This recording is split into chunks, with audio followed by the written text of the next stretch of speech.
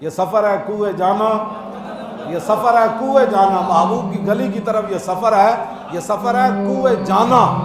تو کیسے قدم قدم بلائیں، قدم قدم بلائیں نہیں جی، کدی بدر ہے کدی احد ہے۔ میدان احد ابو عامر پہلے حضور کی تشریف آوری سے پہلے وہ راہب کہلاتا تھا، اپنے آپ کو بڑا نیک صوفی، لیکن جب رسول اللہ کی مخالفت میں آیا تو حضور نے خود اس کو فاسق فرمایا۔ یہ گلاں ممبر تے ہوندیاں نا تو پھر مائی والے کوڑے والی گل کسی نہیں سی کرتی۔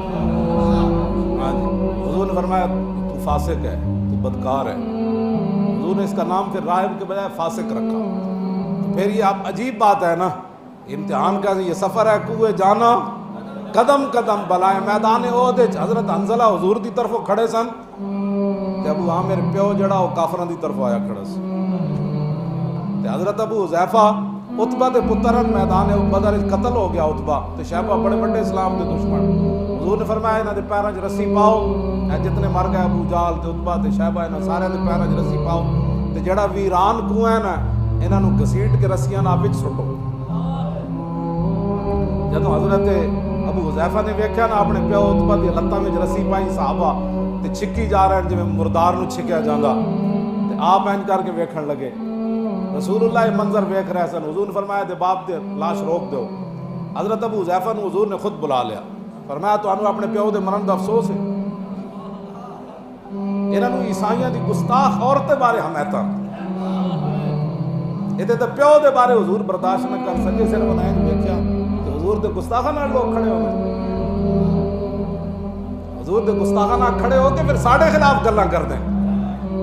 ہے جی مولوی کتوں آ گیا جی، مولویوں نوں پتہ ہی کوئی نہیں، دین کوئی نہیں۔ پھر اساں تے جڑا دین پڑھیا ہو تا اے وے کہ پیو قتل ہو جائے بدر وچ تے صحابی ہون تے اینج ویکھن تے حضور فرمان روک دیو، بلا کے پوچھن تینوں اپنے پیو دے مرن دا افسوس ہے؟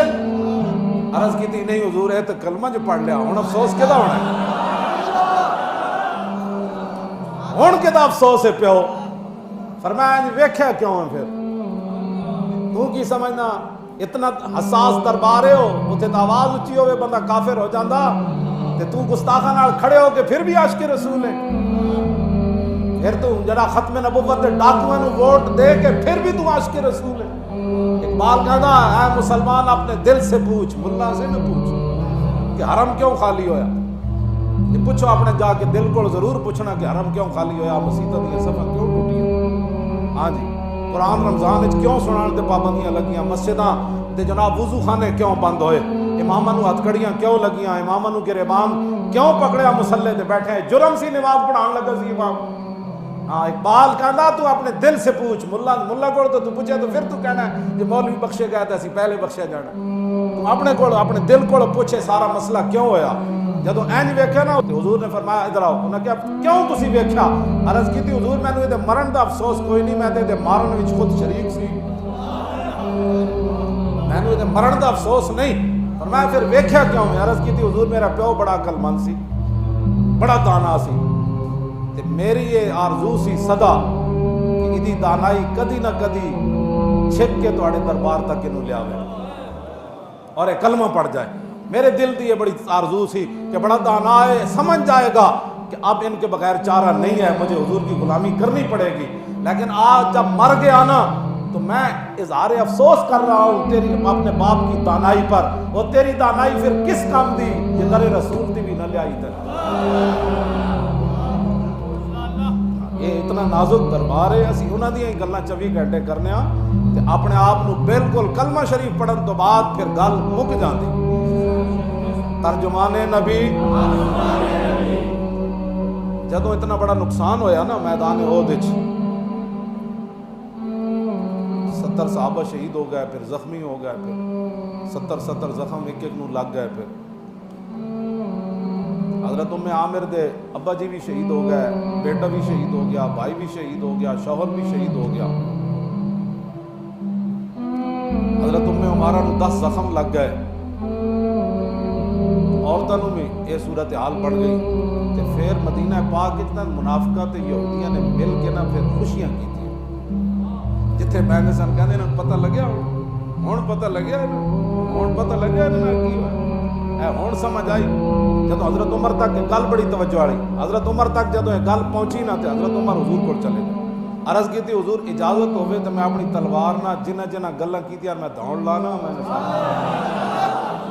ترجمان نبی، ہاں ترجمان نبی، میں نہیں عمر ایک وقت آنے والا ہے سارے نوں اسی پوچھ لواں گے، ذرا چپ کر آ جا جی نے انہوں نے کچھ نہیں کہنا۔ وقت پھر آیا، پھر حضور نے منافقوں مسیتیوں کڑے اخرج فلان ابن فلان، چلو فلاں فلاں دے پترا میری مسیتیوں نے۔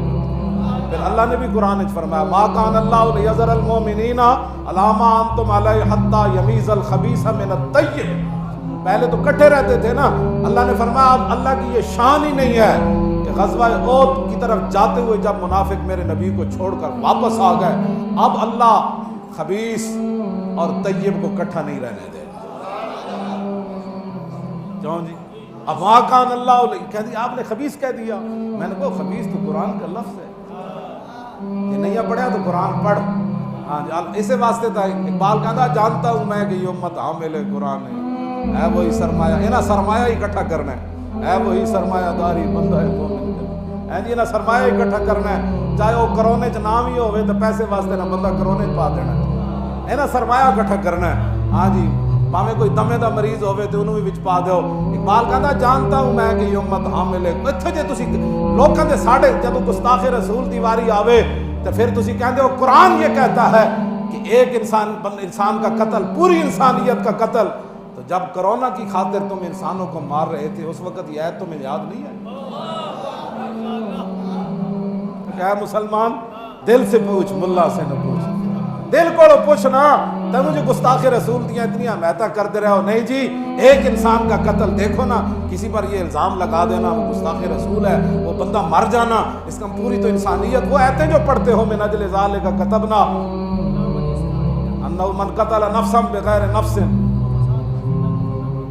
قتل الناس جميعا، ساری اے تے آیت ہی قابیل تے حابیل دے بارے اللہ نے نازل کی تھی، یہ تے بنی اسرائیل دے بارے آیت سی۔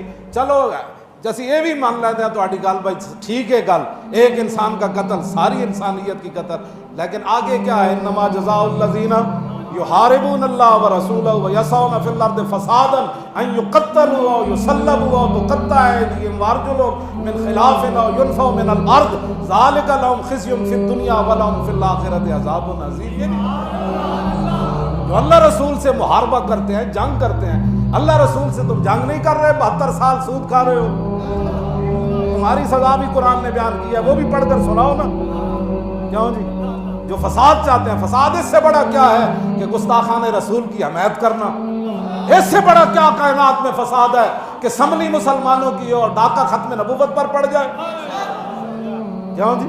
فسادیوں کا تو ہمارے بارے میں کہتے ہو فسادی ہے، ہاں جی ہمارے بارے میں فسادی ہے تو وہ ہے جنہوں نے ختم نبوت پر ڈاکہ مارا۔